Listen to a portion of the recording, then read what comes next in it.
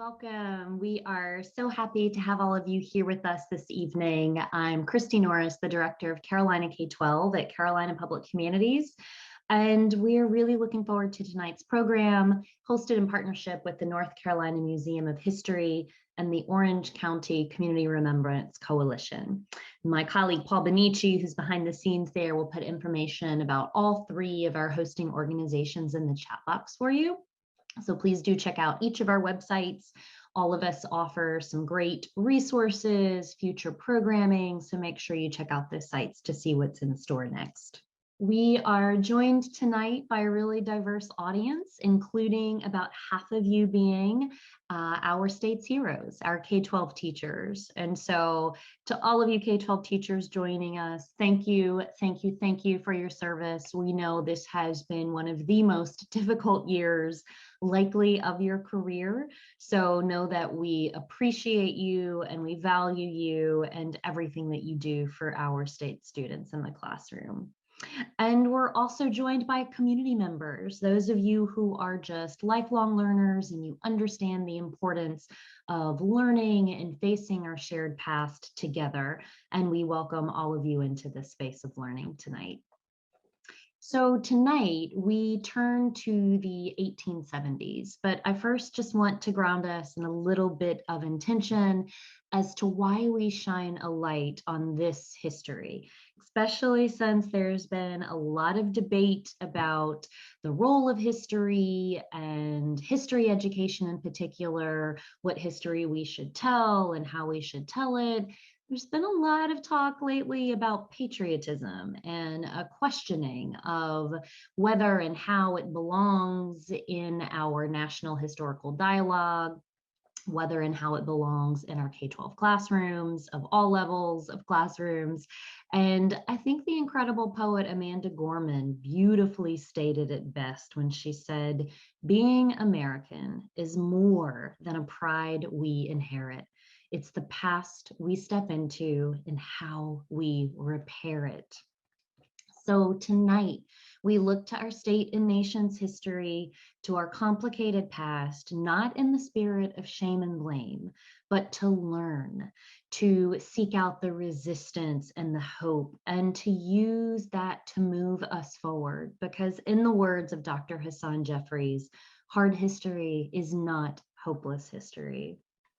So North Carolina and much of the South was in a really vulnerable place after the Civil War, and hate groups and secret societies from the Ku Klux Klan to the Red Shirts to the White Brotherhood, all types of organizations were using terrorism and vigilante tactics across North Carolina and the South to maintain white supremacy. And while Klan activity certainly occurred all across the state of North Carolina, it was particularly active in the Piedmont counties of Alameda and Caswell.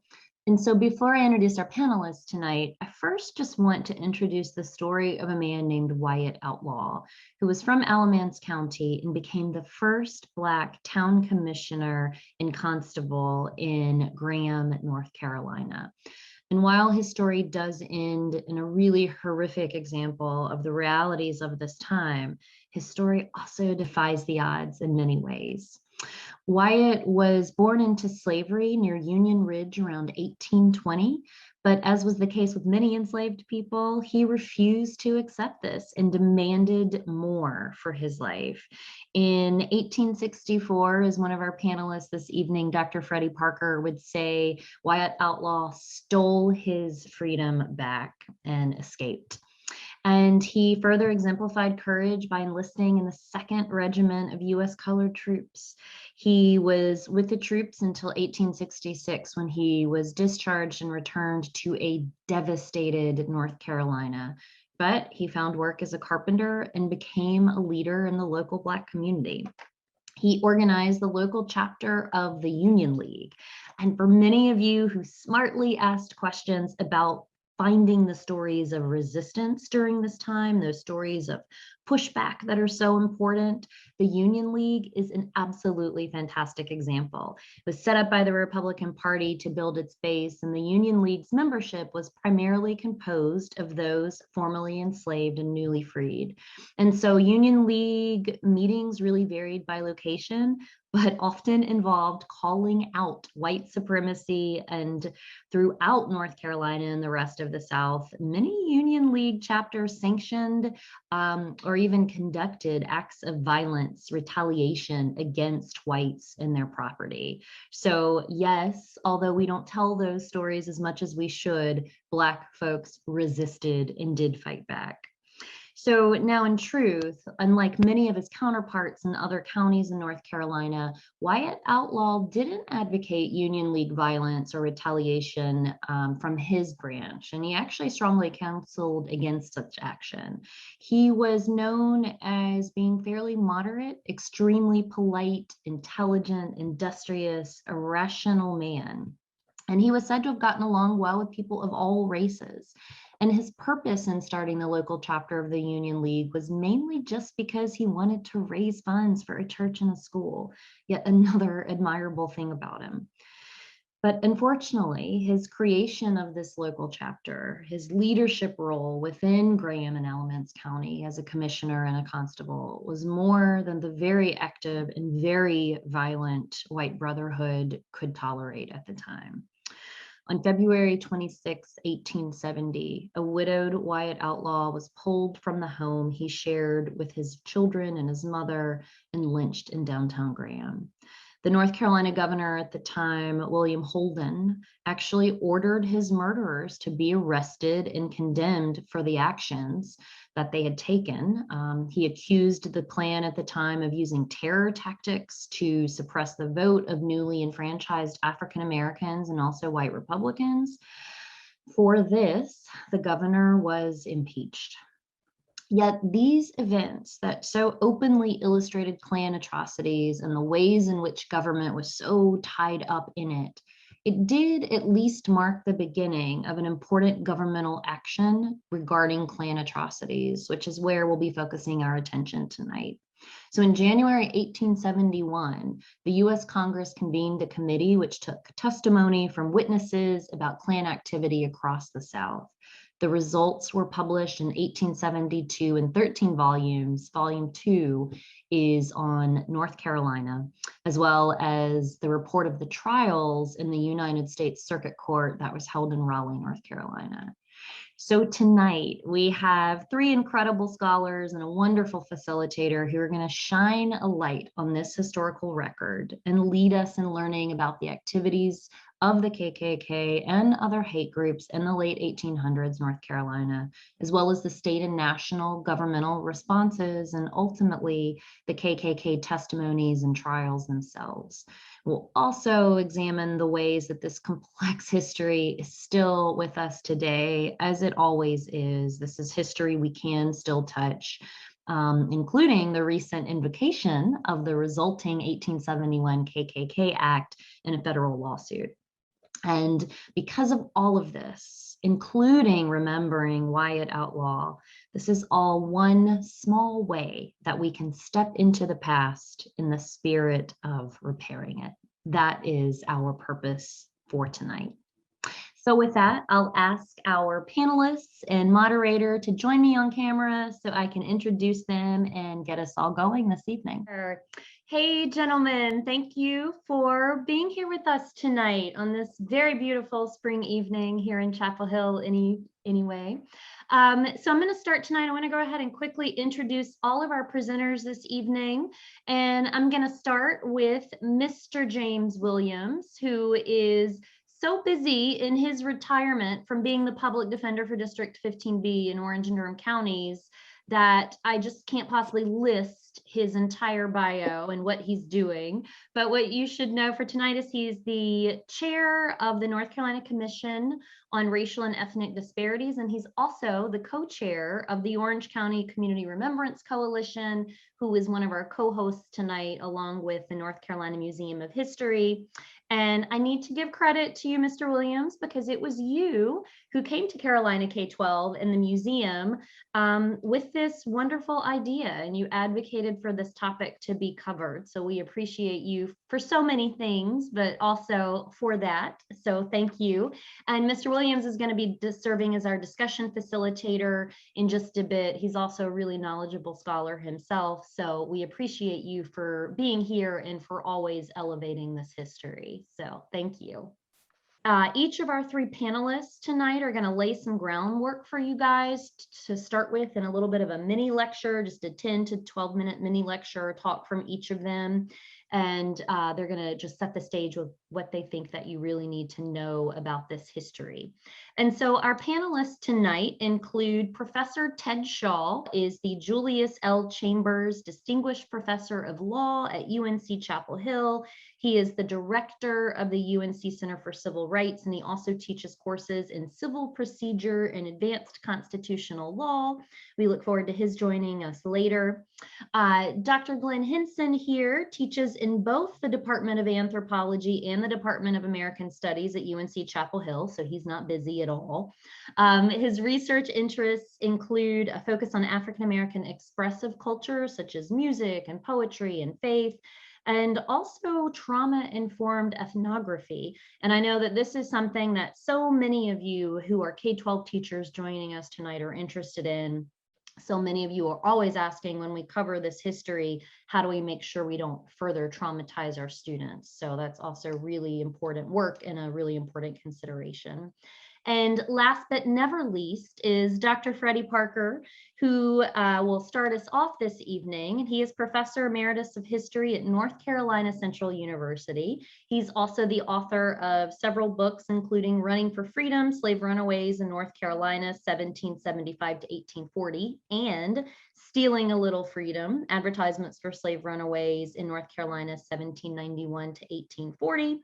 He is someone who is also in retirement, I think is busy as ever, probably because I just can't stop calling him to do programs because he's just that amazing. So Dr. Parker, all of us are gonna camera off and we're gonna turn it over to you to get us started this evening. Again, thanks to all of you for being here.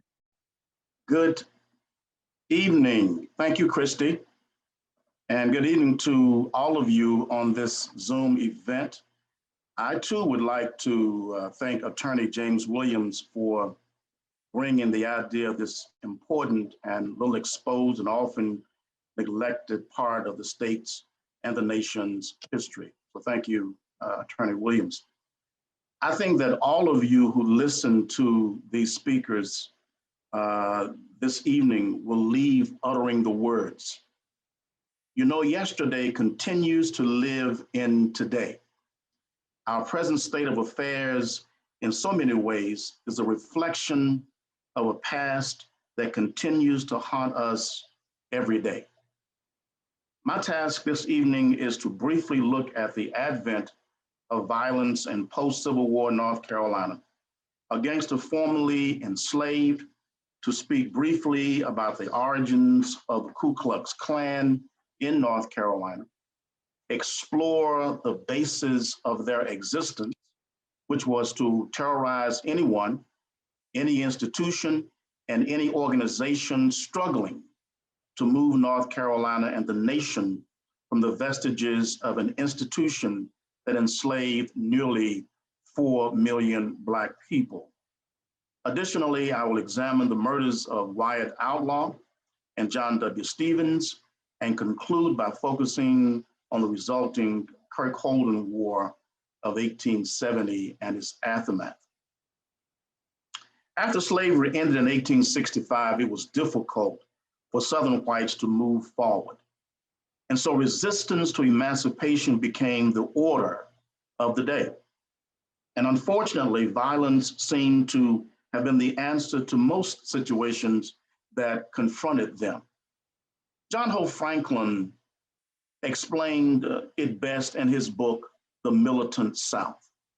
Franklin wanted to explain the violent character of Southerners, why they responded and institutionalized violence like no other part of the country, how violence became part of the South's social and cultural heritage. Most importantly, keeping the tradition alive and making it a part of the apparatus for maintaining white supremacy. Violence, in essence, became a central theme in Southern history. And people, white or Black, who challenged this racial orthodoxy learned by bitter experience what the costs were. Though violence was apparent in the early and daily lives of the enslaved, used primarily by their owners, when freedom came, a more systematic, organized form of violence emerged, perpetrated by the state and organizations like the Ku Klux Klan, founded in Pulaski, Tennessee in 1866. David Chalmers, who authored the book Hooded Americanism, The History of the Ku Klux Klan, writes that, quote, the Klan was born during the restless days after the Civil War. As a secret, nocturnal organization, the Klan soon turned into a vigilante force. To restore order meant returning the Negro to the field, just as long as he didn't do too well there, and the pre-war leaders to their former seats of power. And so the masked Klan rode out across the land. Where intimidation was not sufficient, violence was used. The Klan raided solitary cabins and invaded towns, preferably at night, but in the daytime where necessary. The activities resulted in the deaths of thousands throughout the South. By 1866, the Freedmen's Bureau began recording the terror inflicted upon formerly enslaved people throughout the South. Many of these acts of violence occurred before the Klan even arrived in North Carolina. And I want to make it clear here that hundreds of intimidations, rapes, and murders of Black folks went unreported by Black victims due to sheer fear of further violence against their family members. At this point, I would like to share with you examples of the Bureau's report. Bear with me just for a second here. As on this first slide, I write that North Carolinians could not look forward to emancipation and Reconstruction without remembering slavery in their past. This semi-monthly report that was published by the, or was kept by the Freedmen's Bureau, it read like semi-monthly report of outrages by whites against Blacks in the state of North Carolina for the 15 days ending June 30th, 1866. Date, June 21st, 1866. Place, Camp Whiting. By whom? Unknown. Against whom? 8 families who were freedmen. The nature of the outrage? Burning their houses. What action was taken? Perpetrators not discovered. Remarks? None. This next slide, semi-monthly report of outrages by whites against Blacks in the state of North Carolina for the 15 days ending March 15, 1867. Date, February 18th, 1867. Place, Harnett County. By whom? Unknown white men. Against whom? Phil and Charles Smith. The nature of the outrage: shot them and stole their horses.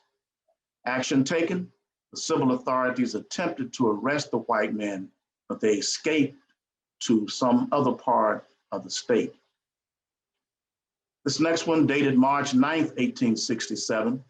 Place, Alameda County, North Carolina. By whom? William McKeel. Against whom? Lizzie Brannick. The nature of the outrage: attempt to violate her person. Action taken: under investigation. Remarks: a charge was first made to a justice of peace in a warrant issued by him, but the recordings were alleged to be suppressed by another magistrate on the 11th of March, which is now being investigated. Attempt to violate her person was terminology used for the rape of Black women. Dated April 5th, 1867, in Sampson Road, 6 miles from Long Creek Bridge, New Hanover County, by whom? John D. Walker, against whom? Lucy Smith. The nature of the outrage, severe and outrageous beating, knocked her down and kicked her, drove her off, and would not allow her to take her children, numbering 5, which he retained. Action taken, refer the case to the grand jury of criminal court now in session. Remarks, a true bill was found by them against Walker. April 26, 1867, Taylor's Bridge, Sampson County, by whom? Unknown parties, against whom? John Washington and his daughter, Sarah Jane. The nature of the outrage, murder. Action taken. Case referred to Lieutenant Cox with instructions to make a thorough investigation and report if an inquest was ever held on the bodies. This case was reported by the murdered man's wife. The Ku Klux Klan became a game changer with their arrival in North Carolina in 1868. Early on, 3 different orders of the Ku Klux Klan could be found in North Carolina: the Invisible Empire, the White Brotherhood, and the Constitutional Union Guard. Klan violence began in earnest in North Carolina in 1869. Klansmen learned early that they could destroy the Black body and the property of Blacks without judicial reprisal. And in so many cases, they found refuge and even collusion with police authority. Into early 1869, the new Republican government was in place. Governor William W. Holden, who co-founded the Republican Party in North Carolina, an advocate for Black political participation, and who spoke out against the Klan, raised white impatience and made them more receptive to Klan rhetoric. To maintain the status quo, waves of violence emerged, primarily throughout Piedmont, North Carolina. One of the worst examples of early Klan violence occurred in Moore County, North Carolina. An account reads as follows. In the winter of 1869, the Moore County Klan committed one of the most horrendous crimes attributed to Klansmen in North Carolina.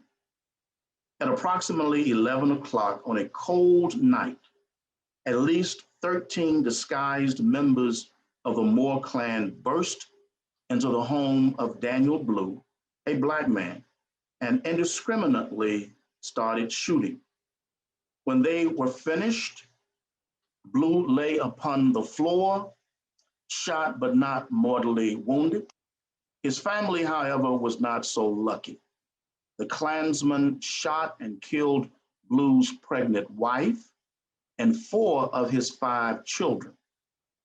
When they discovered that Blue's 5th child was still alive and cowering on the floor, one of the Klansmen killed the child by kicking its brains out with the heel of his boot.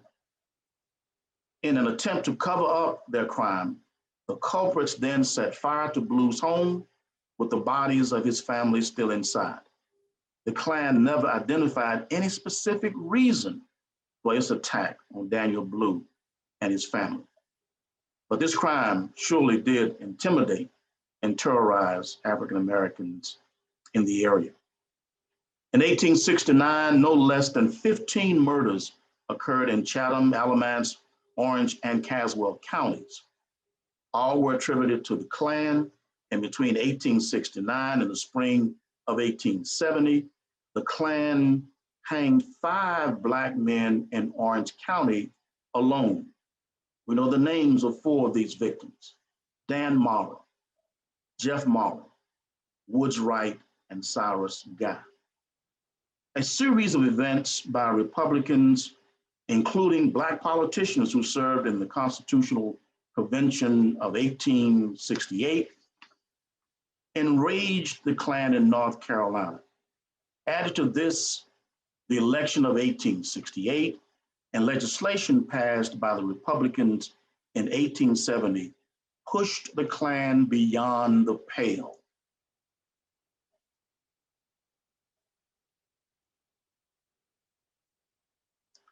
The Constitutional Convention of 1868 began in January. 107 Republicans sat at that convention, 13 Democrats, and 13 Black Republicans represented 19 majority Black counties in North Carolina. So the first time in the state's history, Blacks are participating in the political process. It's important to look at what was achieved at this very progressive 1868 convention. Universal suffrage for Blacks and whites. Judges were to be elected rather than appointed. Public beatings and hangings ended as punishment. A system of penitentiaries was established. A board of public charities was established. A general and uniform system of public education was established. Free education, supported by tax dollars. Many conservatives did not want to see this come to North Carolina. So they were infuriated by the outcome, the achievements of the convention. The KKK grew in North Carolina after the new Constitution and the election result of 1868. With this growth came violence. At its height in 1870, the Klan boasted 40,000 members in North Carolina. There were at least 600 members in Alameda County. What really infuriated the folks who had come into North Carolina in 1868, the Ku Klux Klan, was the fact that in 1870, the Schaffner Act was passed. It was actually introduced by State Senator T.M. Schaffner of Alameda County. He was a Republican, and the Klan, obviously in Alameda County, hated to see one of their own county citizens introduce this legislation. The bill was entitled An Act to Secure the Better Protection of Life and Property. It became law in January 1870. The provisions of the new law: the governor would declare a state of insurrection whenever, in his judgment, the civil authorities in any county are unable to protect its citizens in the enjoyment of life and property. Number two, the law allowed Governor Holden to petition the federal government for assistance if state forces could not restore order. Initially, the bill would allow the governor to suspend the writ of habeas corpus, but Democrats were successful at getting this clause deleted. And we know that Governor Holden actually did use the writ of habeas corpus in 1870 and 1871. And that was one of those factors that led to his impeachment. It was at this point, after the passage of this legislation in January, that the Klan went on a frenzy, especially in Alameda County. They had an assassination hit list that included Governor Holden, Senator Schaffner, Senator John W. Stevens of Caswell County, Wyatt Outlaw of Alameda County, and Henry Holt, another Black leader in Alameda County. Holt and Schaffner escaped the wrath of the Klan by leaving North Carolina. Schaffner moved to Indiana. Wyatt Outlaw and Senator Stevens were not as fortunate. Between 1868 and 1870, more than 20 murders were committed by the Klan in North Carolina. There were also whippings, clubbings, and beatings. The best known of these, of course, was Wyatt Outlaw, Black man that Christy talked about earlier, lived in Graham, North Carolina, Alameda County, and he was head of the Union League. On the night of February 26, 1870, a group of about 100 men raided Outlaw's home and lynched him from an elm tree facing the county courthouse. His mouth was slashed for being what they termed mouthy, and pinned to his chest was a note that said, "Beware you guilty, both white and Black." This was a very gory, ugly murder. killing of Wyatt Outlaw. It is believed that about 20 men raided the house. They went into his mother's house. Actually, he lived with his mother. She was 73 years of age. Outlaw was 50, he had 3 children. They pulled the covers back on his mother, dragged her from the bed, began to stomp her, to beat her, to get information about where Wyatt was. They found him in a bedroom. He was pulling up his pants.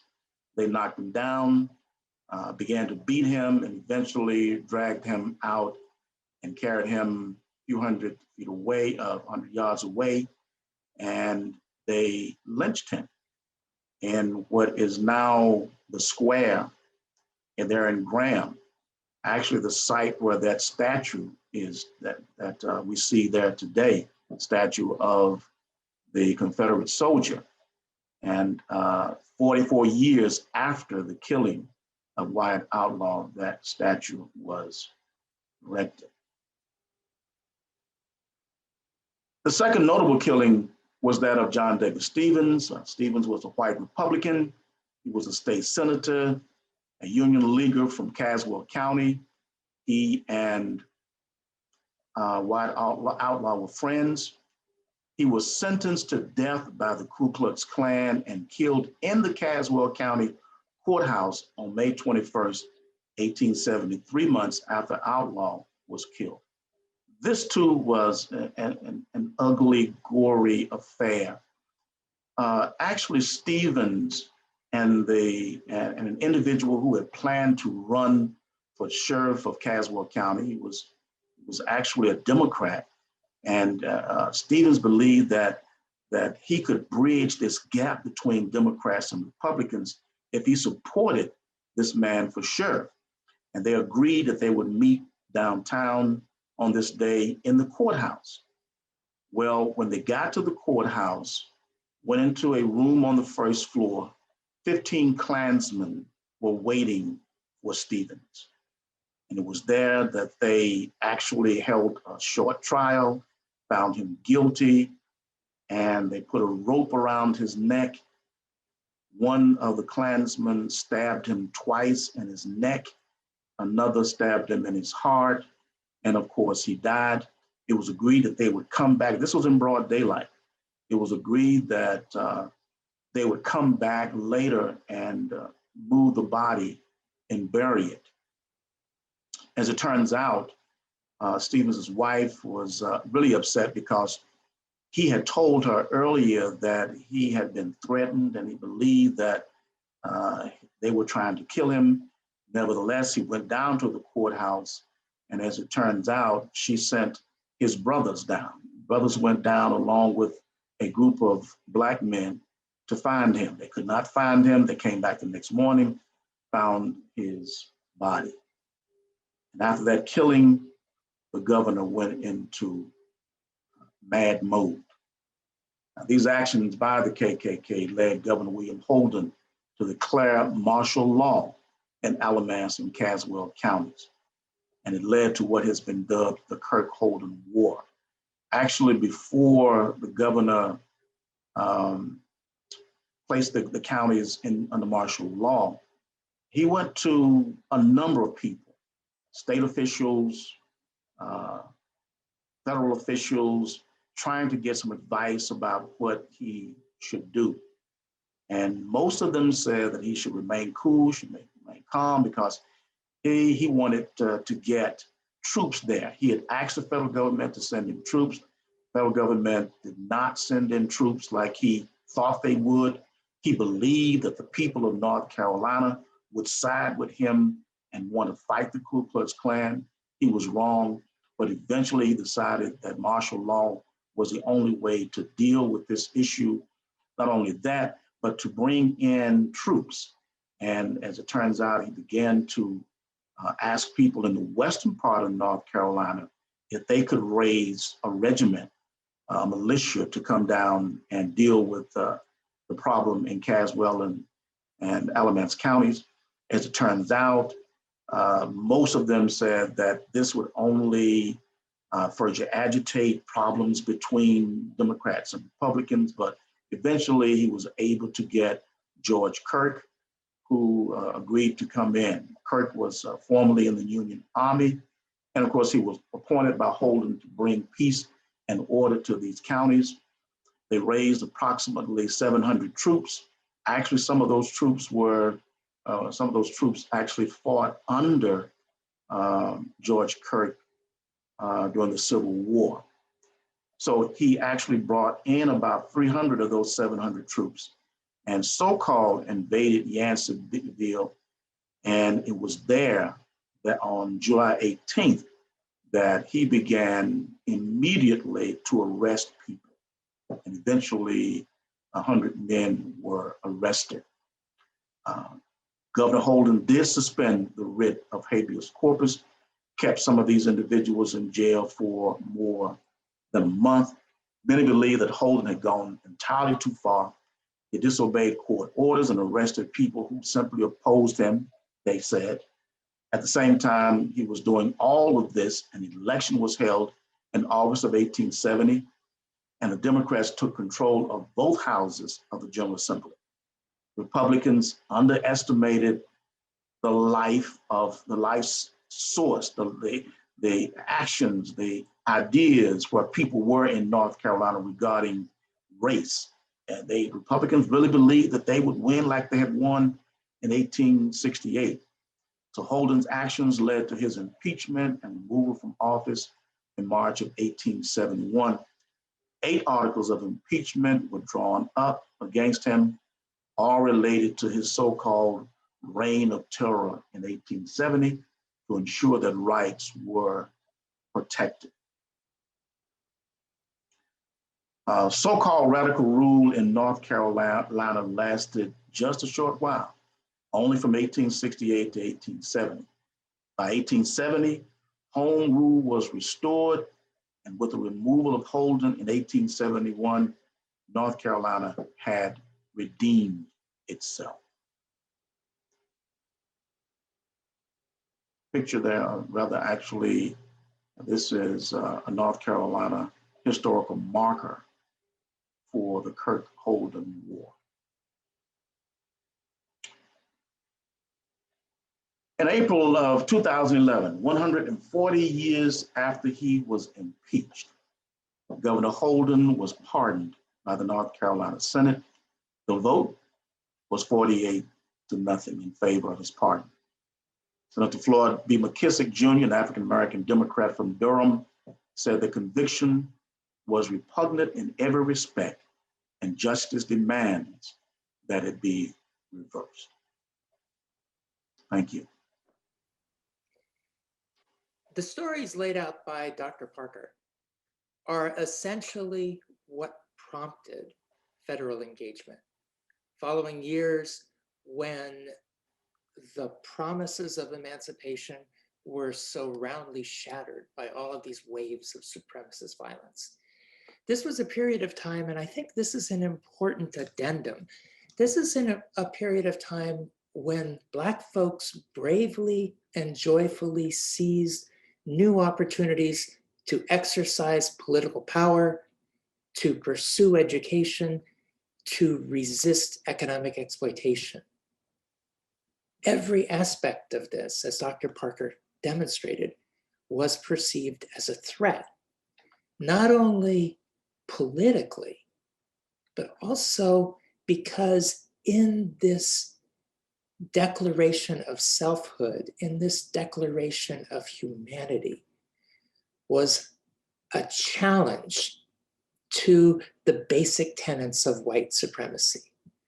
As Black folks claimed agency increasingly over the narratives that had been told about them, they did so in this period with a kind of passion and exuberance. That exuberance suddenly was everywhere and publicly everywhere. It was present in music, it was present in dancing, it was present in the quilts that were hanging on clotheslines. It was present in the beautifully and wonderfully made hair. It was present in the carved walking sticks that Black men took to caring. It was present in the aroma of cooking not being made for white folks. It was present in the drama and colors of clothes and head wraps. It was present in the sounded poetics of preaching and increasingly political speechifying. It was present in the gardens that exploded after generations of learning the ways of the soil, when Black farmers who had so long caressed the earth for others suddenly could break forth from that control and allow that earth to create bounty for them. Every one of these acts of creativity, every moment of proclaimed happiness was a challenge to the claims of white superiority. And with that, a threat to the white social order that depended so entirely on Black subservience. The resultant reign of terror, that reign described by Dr. Parker, was unlike anything the country had ever seen. It was enacted in acts large and small, dramatic and subtle. You know, we hear a lot about the most public of those acts, the lynchings. Equal Justice Initiative has documented now more than 2,000 lynchings between 1865 and 1877. That's more than 3 a week across the South for 12 years. And those are just the minority, which is those lynchings that were actually documented. What we don't hear as much about during this period of time, though, are the beatings, the school burnings, the wanton and constant rapes, the shootings, the barn burnings, the destruction of Black churches, the robberies of property and land, the killing of livestock, the poisoning of wells. It was these assaults that led the Congress in early 1871, following the instructions of President Ulysses Grant, to open hearings on, quote, the conditions of the late insurrectionary states. What the slide shows here is the actual resolution, sort of authorizing that inquiry into a set of hearings. Those hearings stretched from March until December. This is after the first 2 enforcement acts, which I suspect Professor Shaw is going to be talking to us about, had already been passed during the time when the third, the so-called Ku Klux Klan Act, was being debated in Congress, 2 years after a federal grand jury had already declared the Klan a terrorist organization. Congress calls for this set of testimonies that stretch from March until December of 1871. 13 volumes of testimony, over 7,000 pages, all of which are publicly available, resulted from this congressional act. The first volume dedicated to a state was dedicated to North Carolina. 591 pages. And of that, the first 413 are testimonies about violence. The latter half were transcripts of 2 federal trials that unfolded in Raleigh, where the government was formally charging a set of supremacists in Rutherford and Cleveland County. These were very focused about 2 raids, mostly raids that targeted whites at the time. In this volume, the North Carolina volume, there are essentially 19 different testimonies recorded from June 5th to December 8th. All of those testimonies come from only 8 counties out of 90 in the state at the time. So what we're offered here is not a full picture, but rather a tiny portrait of selected counties. And the testimonies of lawyers, of sheriffs, of ex-Confederates, of avowed Klan members, of business owners, of farmers, and only one African-American, a farmer from Caswell County. We'll hear more about him in a moment. The value of this volume, though, is in the unfolding of the tenor of the times. It's this gathering of details about supremacist violence, about political maneuvering, and about the absolute matter-of-factness of strategic dehumanization. There's a few points I'd like to make about what emerged in these testimonies, and particularly if you look at the North Carolina volume. The first point is that this is not the Ku Klux Klan that folks have come to imagine. Portrayals in movies, portrayals in the media, from Birth of a Nation onward, show this incredibly tightly organized, uniform organization that is quite coherent. In fact, what the testimonies reveal was what was probably more like a set of grassroots collectives. They called themselves by a variety of names: the Invisible Empire, the White Brotherhood, as Dr. Parker mentioned, the Constitutional Union Guard. Some called themselves Ku Klux, but a lot of them didn't. Often they were local. They were local to a township or a county that didn't have a lot of contact in terms of organizational structure with folks in a neighboring county even. What they shared was an ideology and a practice more than an organization. The second point, and we saw this in the discussion of the murder of Stevens, is their target was not only Black folks, but it was more broadly anyone who facilitated the possibility of Black enfranchisement and self-realization. So it was white folks and Black folks. This was supremacism writ large. It was an attempt, as folks would say, to invoke the, quote, justice, liberty, and justice, humanity, and constitutional liberty as bequeathed to us in the purity of our forefathers. Here you've got a Klan oath that was documented as part of this testimony.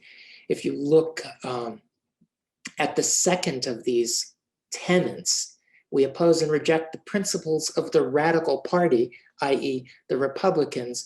In essence, this was an early MAGA movement. This was a movement that was invoking a return to unchallenged white rule. It was presenting itself with all of these local organizations as a kind of moral counterforce who are claiming justice and liberty. Really, what they're claiming is morality, with them, of course, doing all the defining of what counts therein. The third point is the means. A key way to achieve this end of white supremacy was demoralization and terror. And as part of this, there was an attempt to literally fill the everydayness with violence. Violence was enacted in darkness, but it was always with an eye towards public evidencing. And part of this was not only in the signs, like the sign that was placed on the body of Wyatt Outlaw, and the signs that were placed on all of the bodies hanging in Orange County in 1869, so that the public coming to those bodies would see the reasons. It was also, though, more publicly enacted in the targeting of Black churches and Black schools. A piece that comes across again and again and again in these North Carolina testimonies is just how common this aspect was. this attack on the foundational institutions and aspirations of Black communities. There's a constant invocation about the burning of schools in particular. Mr. Essie Harris, a Black farmer from Chatham County, when asked how many schoolhouses had been burned in his county by a congressman on the Hill, said, "I do not know for certain. I have heard tell constantly of the burning of schoolhouses and meeting houses." The term meeting house, of course, is referring to churches, and churches were often the sites of public schooling. When you read through these volumes, you have time after again stories of folks who were teachers who were warned that if they did not stop teaching, whether they were white or Black, that A, the school would be burned, and B, they would then meet the violence themselves. There were many teachers who simply left the state or left the region or left their occupation because of these threats. This was an absolute piece of this structure of public violence. And then when we add to this all of these other forms, not only the signage, not only the everydayness and seeming randomness and arbitrariness of the beatings and the destruction of property, also was the constancy of rape as an act of intimidation. Again, Mr. Harris from Chatham County, when asked about that in Congress, says, that has been very common. It's gotten to be just an old saying, essentially saying, this is so commonplace that it doesn't even merit the description because we know how much it happens. So we put these stories together and we look at this volume of testimonies for North Carolina. And what emerges is this portrait of intimidation and also a portrait that has to be read a little further of resistance. We hear about the Union Leagues and we see the presence, the actual ubiquity of commentary on the part of those who are identifying with one of these supremacist organizations as saying, we are fighting the Union League. The Union League is often blamed with barn burnings and things of this nature. Two of the lynchings in Orange County resulted from the charge of barn burnings. When one hears this, one recognizes that barn burnings themselves were very likely efforts to extract some punishment on white farmers who were continuing to exploit Black families and Black labor. Often in the sort of emergent sharecropping conditions, often with an absolute refusal to either pay that required part of the crop or pay for work done by African-American farming families. Sometimes the result was that barns were burned. The Klan and all of these associated organizations found in this act of resistance, of course, more reason to fight back. In the testimonies from North Carolina, you constantly hear a silent stream of these kinds of resistance. But because there was so little African-American testimony, that stream is largely silent. Mr. Harris, the one man who I invoked earlier, he does tell a story of fighting back. He talks about his story being his house being assaulted for an hour and a half with a team of white men outside as his wife and 5 children were inside. An hour and a half, he said, where there was never a moment where shots were not coming into the house. At the end of which, miraculously, no one in the house dying, though the supremacist group outside having assumed that they were all dead. When they broke down the door, Mr. Harris, himself at this point wounded 9 times with gunshots, was awaiting them with a shotgun. And the 2 that actually broke down the door, he shot, causing all of the rest of them to flee. Those stories, though, are small. Those stories are hidden. And those stories are simply not told that much here. The volumes offer a picture of the everydayness. The volumes also offer us a legacy of what times were like, what attitudes were like, and how this came to be later remembered. But I think we can save that for conversation later. And right now, what I'd like to do is instead pass this on to Professor Shaw.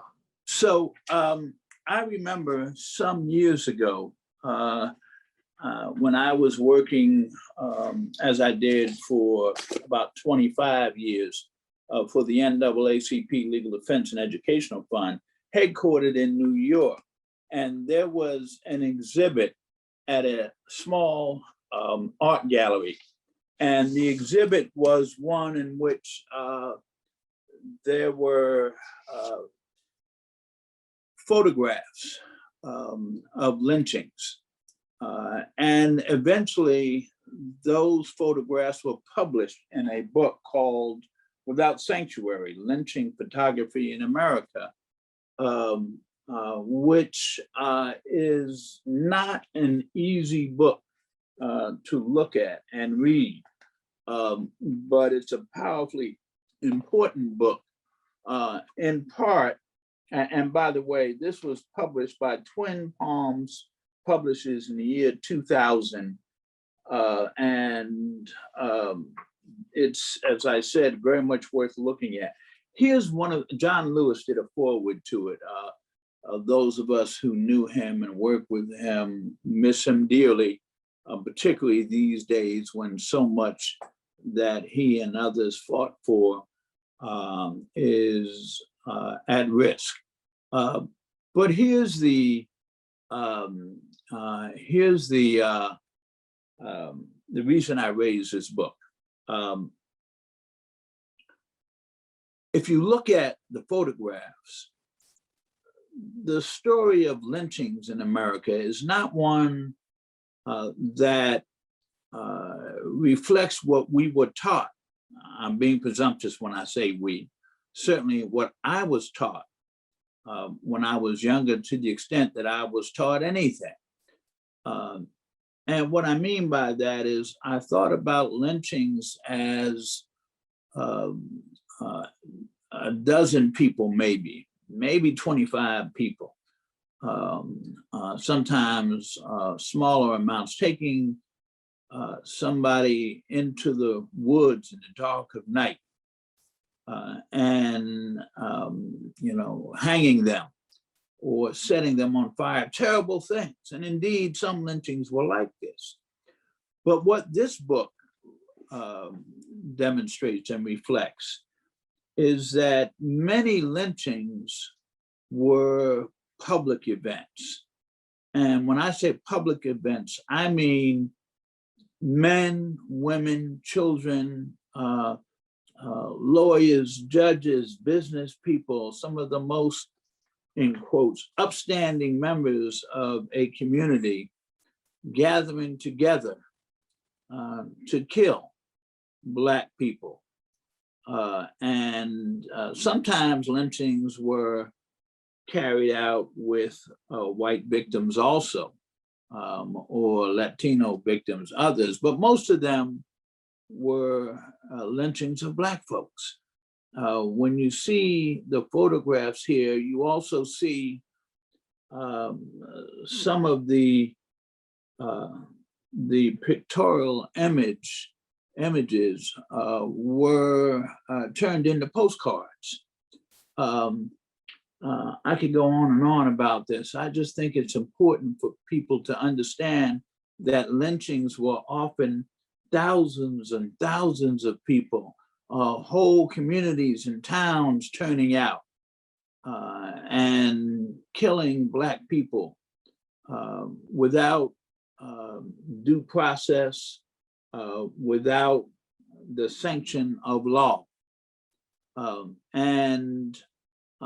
This was the reality in spite of legislation that had both been enacted, the Ku Klux Klan, the enforcement acts of the 19th century, the late 19th century, 1871, the Third Enforcement Act, which made it a crime for individuals to go out using the language of what the Enforcement Act said on the highways and byways for the purpose of intimidating individuals through the use of violence to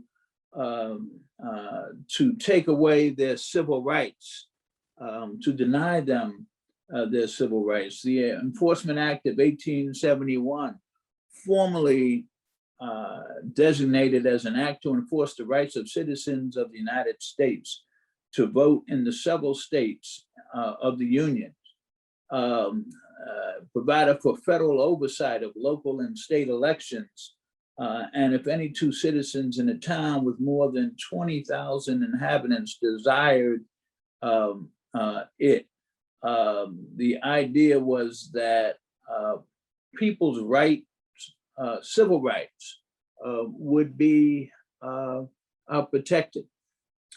The enforcement acts were enacted pursuant to the authority of Congress to enforce the 14th Amendment. Section 5 of the 14th Amendment is the provision that allowed Congress to enact legislation. There's a wonderful passage that I use when I teach 14th Amendment. Eric Foner wrote a wonderful and powerful book on Reconstruction. And he talked about the 14th Amendment and its enactment in 1868 in ways that continues to move me deeply because he talked about the fact that there are different kinds of civil rights, or rather constitutional provisions. And let me just give you some of his language, because he talked about the Civil Rights Act of 1866, 2 years before the 14th Amendment. But he also said, with respect to the Civil Rights Act and its intention to abrogate the Black codes and eliminate doubts as to the constitutionality of the Civil Rights Act. But he says, some amendments dealing with narrow, immediate concerns can be thought of as statutes writ large. Altering one aspect of national life, they leave the larger statute structure intact. Others are broad statements of principles, giving constitutional form to the resolution of national crises and permanently altering American nationality. The 14th Amendment was a measure of this kind. In language that transcended race and region, it challenged legal discrimination throughout the nation and changed and broadened the understanding of freedom for all Americans. I find that to be very powerful language. And yet, the 14th Amendment was ushered in with a series of betrayals, which you probably heard about. The Enforcement Act of 1871 was aimed at, as I said, protecting constitutional and civil rights. But early on in the life of the 14th Amendment, it was interpreted in more and more narrow ways. There was a case, United States versus Crookshank, which involved violence in the state of Louisiana when there were two claims for the governorship in Louisiana. And one was a claim that was made to have radical Republicans rule the government. They won the election, and white individuals set upon Black duly elected leadership in a small town. And by the time, this was on Easter Sunday, by the way, by the time they were done with their violence, there were scores and scores, if not hundreds, of Black people who had been killed. This led to prosecution of some of the individuals who were responsible by the United States government.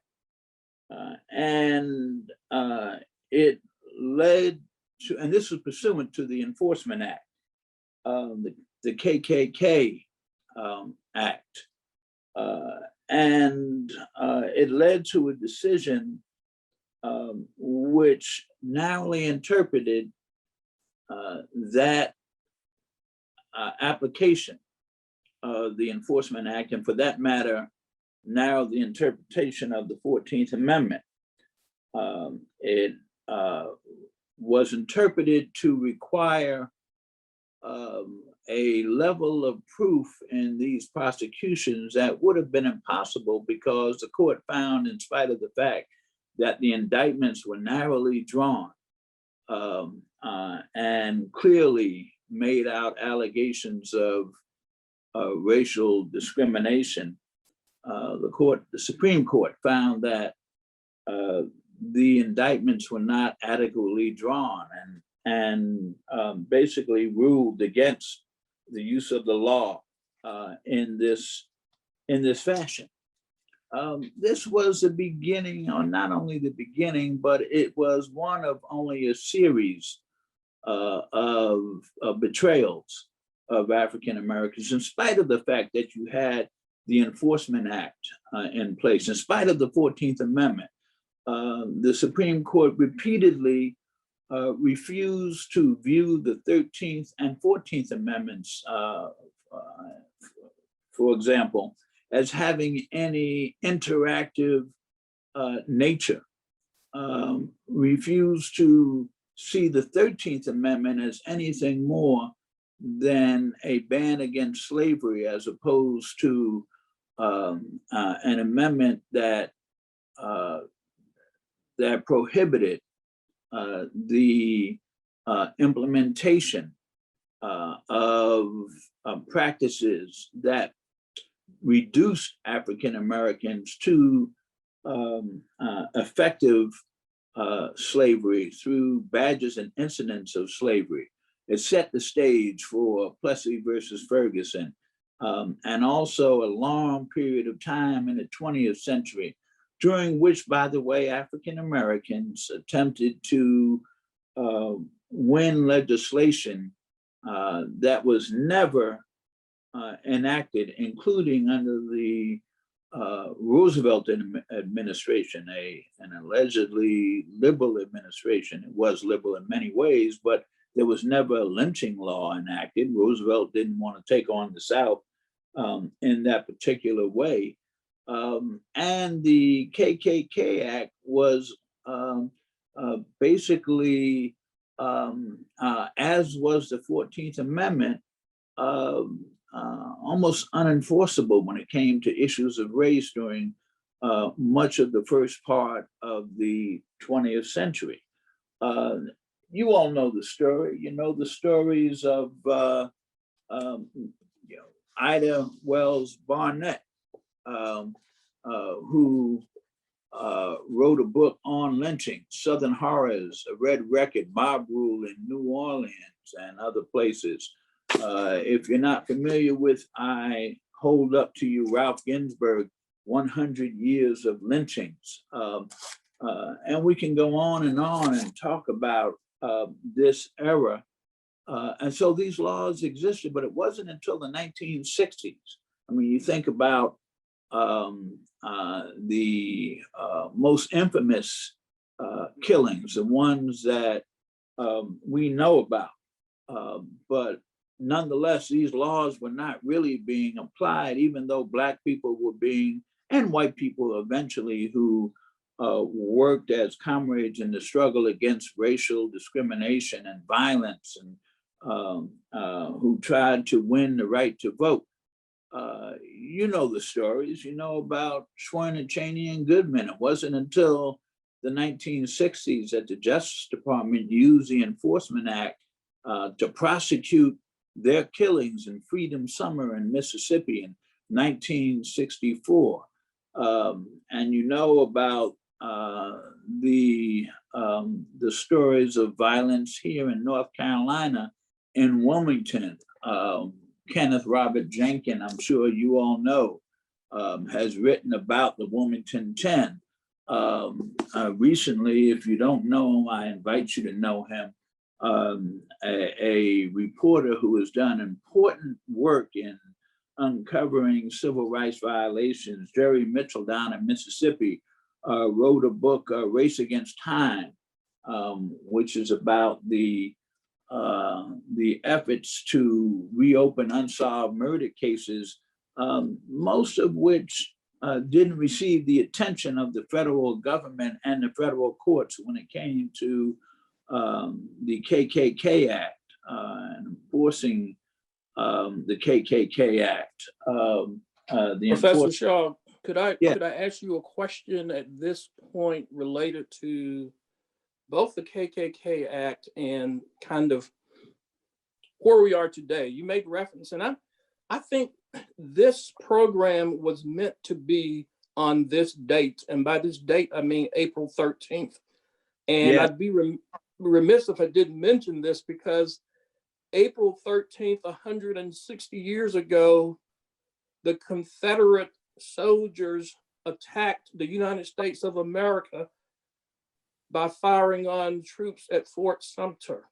Yeah. And then everything else that unfolded, some of which we've talked about. But also, it was on April 13th in 1873 that up to 150 Black people were massacred by a mob in Colfax. And you just talked about USD Crookshank. Yes, right? That's the Colfax massacre. I should have called it by that name. And there remains today, by the way, James, I know you know this, there's a signpost, a plaque that purports to honor those who died in the Colfax massacre, but it really lifts up 3 white individuals were killed, even though hundreds of Black folks were killed. Yeah. And so one my question though is related to the act, because you correctly said that the U.S. Supreme Court decisions severely limited the impact of our amendments, the 13th, 14th, and the 15th Amendments. And as it relates to the Enforcement Act, Crookshank, decided in 1876, probably helped usher in the end of Reconstruction. But something of the Enforcement Act was left, because we know that there's a litigation pending that was brought by the NAACP related to the January 6th insurrection at the Capitol. Can you speak briefly about why it's not often that the Ku Klux Klan Act is used, and why do you think it was a vehicle for this litigation in this recent case? Well, thank you, James, for raising that and pulling me into the 21st century out of the 19th century and even the 20th century. One of the reasons that the act was not used and enforced was because the federal government simply did not make lynchings and racial violence a priority. 19th century, 20th century, as I talked about the attempt to get lynchings in particular, the subject of federal law, but it wasn't used, and as a consequence, I think it fell even further into disuse. But the other thing about the Crookshank case and the case involving the civil rights cases back in 1883, but the cases that followed on, most of them with respect to applying the 14th Amendment said that you had to prove not only intent, but that these laws only applied to the actions of state actors as opposed to private actors. And the Enforcement Act was in fact meant to reach private actors, although almost immediately in Crookshank, the law was applied in a way that made it difficult to even pursue that purpose, that intent, that meaning of the act.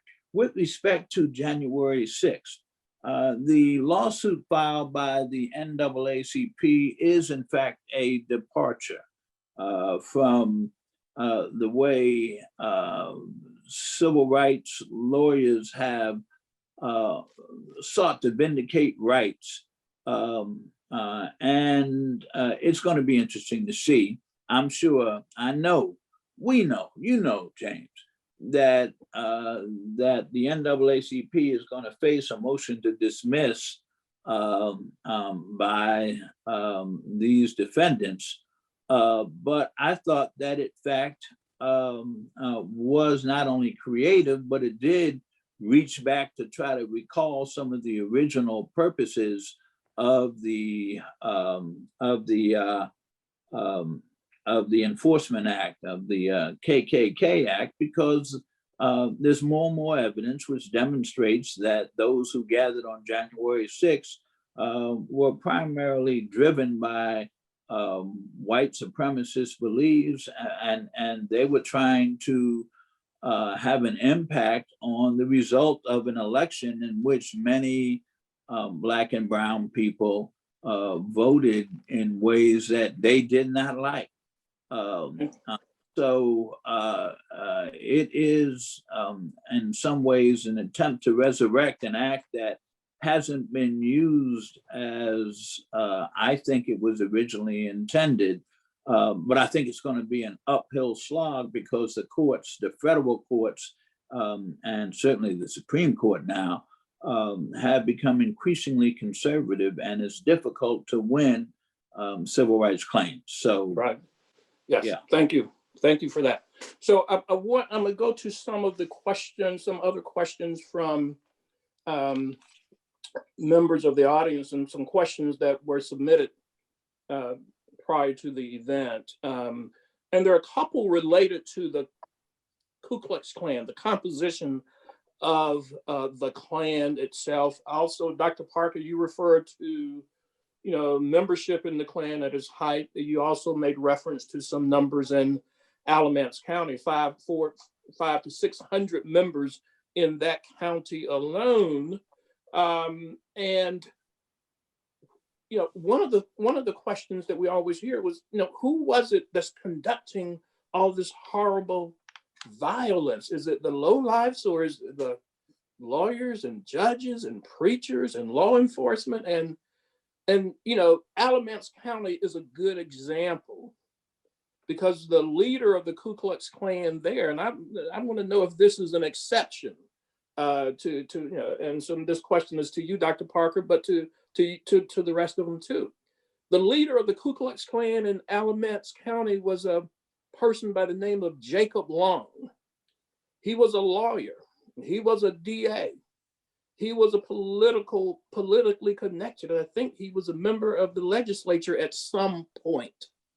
But he was also a lyncher. He was one of the people who led in the lynching of Wyatt Outlaw. And he was the head of the Ku Klux Klan there in Alameda County. Is this an aberration, or is this kind of par for the course, so to speak? Well, I think you alluded to it earlier when you said that when people were lynched, or maybe Ted alluded to it, when people were lynched, lynchers included a pretty good cross-section of the community. I remember reading the newspaper related to the lynchings that took place in Salisbury in 1906. 3 people were executed there. And the paper stated that the doctor who was on hand pronounced them dead, or the minister led the crowd. So it represented a pretty decent cross-section of the community. There were lawyers and preachers and teachers and judges and deputies and sheriffs. I mean, in the case of when Kirk actually arrested people, he arrested both of the sheriffs of Alameda and Caswell County, Alameda and Caswell counties. I mean, they were themselves, whether or not they were card-carrying members of the Ku Klux Klan, they surely were sympathizers. They colluded. They were responsible for the KKK members not going to jail, or when they went to jail, they were let out of jail. So the governmental apparatus itself was part and parcel to the existence of the Ku Klux Klan. And that's why they were able to get away with what they got away with. That's why in the end, they were not prosecuted for their assassinations. So I would have to say that not only in Alameda and Caswell counties, but throughout North Carolina and throughout the South, it was not a situation where you had just poor people participating in mob violence and in racial terror. It was a pretty decent cross-section of the community. If I may, let me just add, whole families I mentioned before, including children. In this book of photography that I said, which is a hard book, there's a photograph that haunts me. There's a Black man being lynched. He's hanging, his body is hanging from a tree. He's handcuffed with his hands in front of him. And whether it was conscious or not, there's a young white girl behind that tree as part of a crowd, and her hands are in the same position as this lynched Black man. Haunting. And it took place in 1935. It is still possible that that girl or other contemporaries of that girl are still alive, who live with that memory. And so I can't help but mention that. I'm halfway tempted to show the photograph, but I'll spare it. You find it though. Yes. So thank you for sharing that. One of the things that questions that has been raised, and it's been the topic of some discussion already, and that is the issue of resistance, how Black people resisted this both the violence and the oppression, the intimidation, and there's been some discussion about the Union League and discussion about, people like Wyatt Outlaw and others, but also that one of the victims of a lynching attempt, his family was lynched, Daniel Blue. It's my understanding that the Klan came after him because he had the audacity to testify in a proceeding against a white individual or individuals who had burned down the home of a Black person. And so, you know, while I think we know that there was resistance, there was also quite often a price to pay for that resistance. Would any of you care to shed any light on that?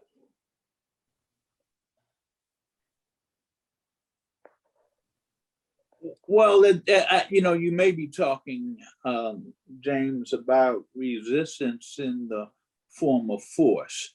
And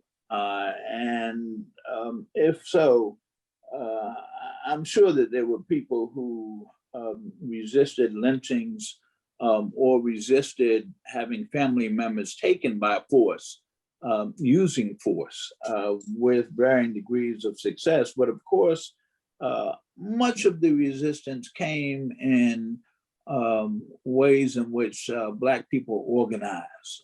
Yes. You know, the civil rights organizations, not only the NAACP, but including the NAACP and other organizations. I mean, Black folks never accepted force being used against them and laid down meekly. Even those who believed in nonviolent resistance resisted. So, you know, I'm sure there are many people who could tell that story much better than I can. So we have a number of teachers and probably some parents who have students in school and maybe even some students. So one of the questions that we have is related to how this subject has been either taught or not taught, or even hidden from our students, and you know, how can we change that? Does anyone care to speak to that? No, we are here doing this today because it has been hidden. You know, the reason why we have to do it this way and hopefully have teachers and others to weigh in to be a part of this is because ordinarily they would not get this hard history.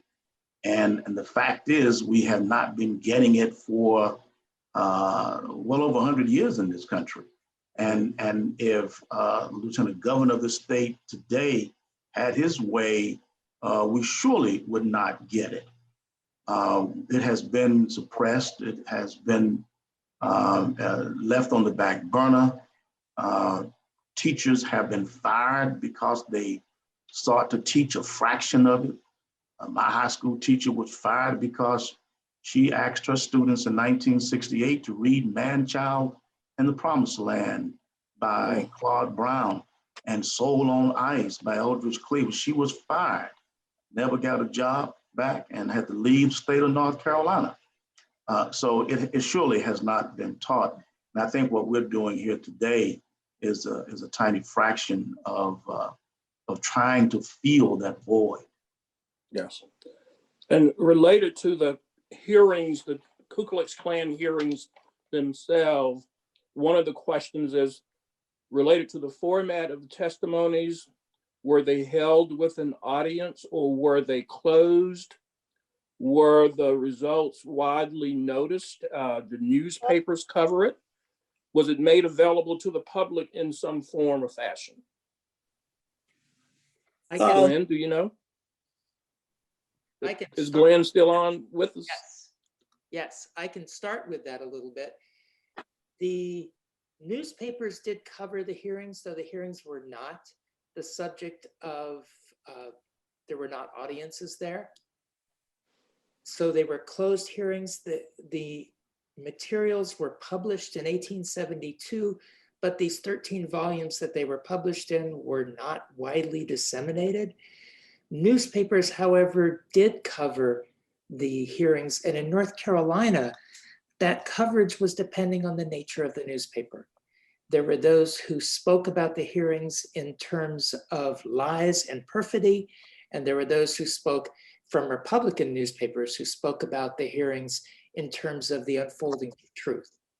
So there was some coverage, but the coverage was not detailed, and the coverage as a rule did not speak to the particularities of the testimonies. In some of the counties from whence the people had come, the testifiers had come, there was an indication that they were happening, and depending on the stance of the newspaper, there was some mention, but it was not widely covered, and certainly the material quickly vanished. Okay. I would Was just there? say, James, Yeah, go ahead. Go ahead, Ted. you know, I keep coming back to Without Sanctuary. Yes, it was covered and it was widely photographed, these lynchings. There's a photograph of 5 African-American men hanging like a bunch, 5 of them, August 6, 1906 in Salisbury, North Carolina.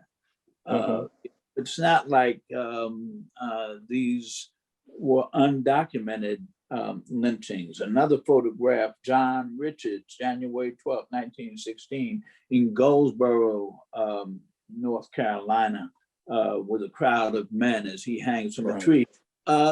These lynchings were documented. There were newspaper stories. That's why this book, Ralph Ginsberg's 100 Years of Lynching, it was possible to put this book together. If I remember correctly, James, you and I have talked about it. You're familiar with it, but every one of these lynchings here is here because they were reported in newspapers. So find these articles in this book, 100 Years of Lynching.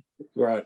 So yes, yeah, I think we agree that the lynchings received publicity. I was speaking specifically about the hearings in 1871, 1872, whether or not they received any publicity. And so, Dr. Parker or Glenn, either one, I want, in terms of Governor Holden's actions, declaring a state of insurrection, forming militias, at least 2 militias going into a couple of counties.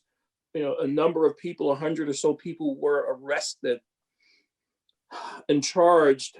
Were there any convictions at all stemming from his actions declaring that state of insurrection and having the militia go in? Freddie? Go ahead, Glenn. Go ahead. You know, I don't know as much about the arrests following the state of insurrection. I do know that as a result of the hearings, there were the congressional hearings and that which was followed thereafter, there were indeed convictions. Right, that's in the federal proceedings. I think there were convictions, and some people actually ended up going to prison. Until they were given amnesty soon thereafter. Right, yeah, they didn't serve lengthy sentences. But I was thinking more specifically about the actions that the governor took, you know, here in North Carolina, following the lynching of John Stevens in particular, because I don't think he took any significant action other than maybe some conversations and some efforts to try to maybe negotiate. But in terms of taking specific, you know, military type actions, it was after John Stevens was lynched, and there were people arrested under his pretty much authority. But I think it all kind of fell apart, you know, when the impeachment process started. So I don't know. I haven't seen anything to indicate that there were any convictions. No, there weren't. There were not. By the end of August 1870, it was over. That is, by the time we get to the end of August, Kirk has pretty much been put down. And much of this is because of the election that took place on August 4th, 1870, those midterm elections where the Democrats won. And by the time we get into December, now this man, Governor Holden, is being impeached. I mean, proceedings are underway. And so the Democrats have taken over. And they actually went in 1871, and the Schaffner Act was repealed. And every law that was passed that affected the Klan adversely in 1870, and late 1869 and 1870, all of those laws were repealed. So not one single, even though some people were in jail for a month or so, nobody was actually convicted, right, of killing anybody in North Carolina. Mm. Well, I know we're running a little over, and so I think at this juncture, I want to thank our wonderful panelists, and I will turn it back over to Christy. And before I do that, I also want to thank Christy and Carolina K-12 for the wonderful work that she and they are doing, and for co-sponsoring this event with OCCRC and others. Thank you so much. Thank you. It is a pleasure. Thanks to all of you for those great presentations, for that great discussion. Obviously, again, I always get fussed at for going late, but there's never enough time for these topics. But I want to just end by saying thank you again to all of you, to our wonderful panelists, Professor Ted Shaw, to Dr. Freddie Parker, to Dr. Glenn Henson, again to James Williams, not only for this discussion, but also for this idea, and to the partnership. We're thankful for the partnership of the Orange County Community Remembrance Coalition, which is really just doing wonderful work in this area, amplifying history just like this. It's so important. So thank you for that. Thank you to the North Carolina Museum of History for partnering with us on this tonight, and to the funders of our Teaching Hard History virtual initiative, which is the Brait Mayer Foundation funds that. So, and of course, thank you to all of the K-12 teachers who are with us tonight after a long day. They show up to learn about this so that they can share it in their K-12 classrooms. We're so appreciative of you. With that, what I want to do is just end on a little bit of an uplifting note. I know so much of this when we talk about Klan history, about the history of racial terrorism and violence and lynching, it's very heavy. So I'm going to ask Paul just to play us out with an incredible poem by the incredible poet Kwame Alexander that's called The Undefeated. And I want you all to leave tonight just with the reminder that despite all of this history, despite this wrenching pain, people persisted, they resisted, they persisted, they survived. We are talking about survivors and not victims here. And I think that is a huge message in this beautiful poem called The Undefeated. Thank you. We appreciate you. Be safe, be well. Good night. This is for the unforgettable, the swift and sweet ones who hurdled history and opened a world of possible. The ones who survived America by any means necessary, and the ones who didn't. This is for the undeniable, the ones who scored with chains on one hand and faith in the other. This is for the unflappable, the sophisticated ones who box adversity and tackle vision, who shine their light for the world to see and don't stop till the break of dawn. This is for the unafraid, the audacious ones who carried the red, white, and weary blues on the battlefield to save an imperfect union. The righteous marching ones who sang, "We shall not be moved because Black lives matter." This is for the unspeakable. This is for the unspeakable. This is for the unspeakable. This is for the unlimited, unstoppable ones, the dreamers and the doers who swim across the big sea of our imagination and show us the majestic shores of the promised land.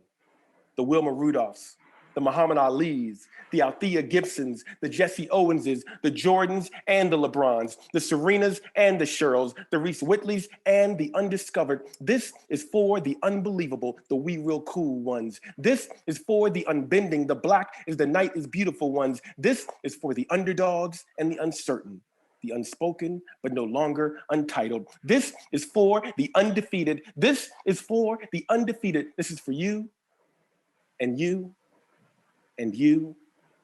This is for us.